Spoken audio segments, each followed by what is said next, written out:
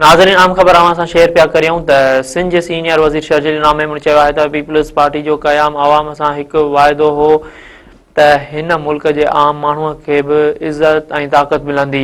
पंहिंजे पैगाम में शर्जील इनाम मेमून वधीक चयो आहे त अॼु असां पंहिंजनि शहीदनि कारकुननि ऐं अॻुवाणनि खे सलाम पेश करियूं था जिन मुल्क में जमहूरियत ऐं पंहिंजे रत सां सैराब कयो।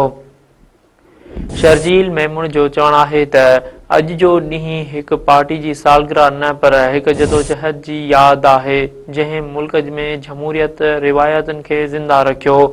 शर्जील इनाम मेमून वधीक चयो आहे त जॾहिं पीपल्स पार्टी वजूद में आई हुई त उहा सिर्फ़ हिकु सियासी पार्टी न पर हिकु नओं रुझान हो।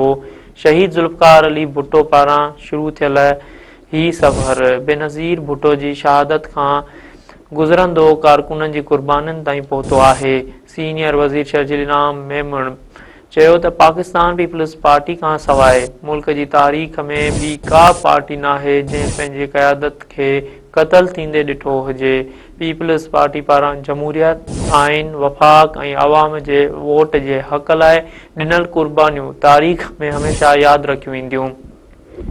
नाज़रीन असां ॿीहर ई अहम ख़बर ॾेई रहिया आहियूं त सिंध जे सीनियर वज़ीर शर्जील इनाम मेमून चयो आहे त पीपल्स पार्टी जो क़याम आवाम सां हिकु वाइदो हो त हिन मुल्क जे आम माण्हूअ खे बि इज़त ऐं ताक़त मिलंदी।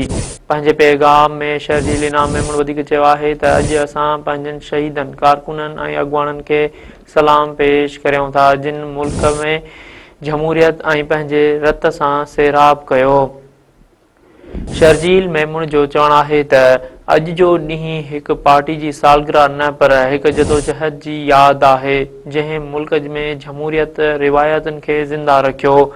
शर्जील इनाम मेमून वधीक चयो आहे त जॾहिं पीपल्स पार्टी वजूद में आई हुई त उहा सिर्फ़ हिकु सियासी पार्टी न पर हिकु नओं रुझान हो। शहीद ज़ुल्फ़िकार अली भुट्टो पारां शुरू थियल ही सफ़र बेनज़ीर भुट्टो जी शहादत खां गुज़रंदो कारकुननि जी क़ुर्बानियुनि ताईं पहुतो आहे। सीनियर वज़ीर शर्जील इनाम मेमून चयो त पाकिस्तान पीपल्स पार्टी खां सवाइ मुल्क जी तारीख़ में ॿी का पार्टी नाहे जंहिं पंहिंजे क़यादत खे क़तल थींदे ॾिठो हुजे। पीपल्स पार्टी पारां जमहूरियत आइन वफ़ाक़ ऐं अवाम जे वोट जे हक़ लाइ ॾिनल क़ुर्बानियूं तारीख़ में हमेशह यादि रखियूं वेंदियूं। नाज़रीन असां ॿीहर ई अहम ख़बर ॾेई रहिया आहियूं त